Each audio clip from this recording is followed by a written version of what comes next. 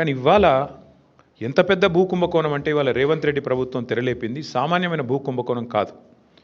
ఒకటి కాదు, రెండు కాదు. హైదరాబాద్లో చాలా చాలా పెద్ద ఎత్తున మన దగ్గర పారిశ్రామిక వాడలు ఉన్నాయి.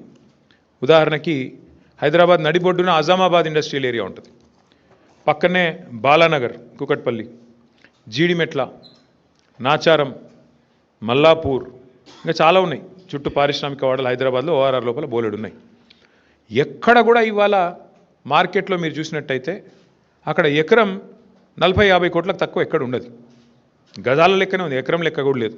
గజాల చొప్పున 2 లక్షలు, 1,00,000-1,50,000 గజానికి ఈ స్థాయిలోనే ఉంటుంది. ఇవాళ అట్లాంటి భూముల్లో రేవంత్ రెడ్డి ప్రభుత్వం తెరలేపిన కుంభకోణం ఎంత పెద్దది అంటే దాదాపు 9,200 పైచిలుకు ఎకరాలు, దాదాపు 9,300 ఎకరాల భూమి హైదరాబాద్లో. అంటే మీరు సగటున 40 కోట్లు వేసుకున్న ఎకరానికి దగ్గర దగ్గర 4 లక్షల కోట్లు, దగ్గర దగ్గర అంటే 3.5 లక్షల కోట్ల నుంచి 4 లక్షల కోట్ల మధ్యన మార్కెట్ వాల్యూ ప్రకారం.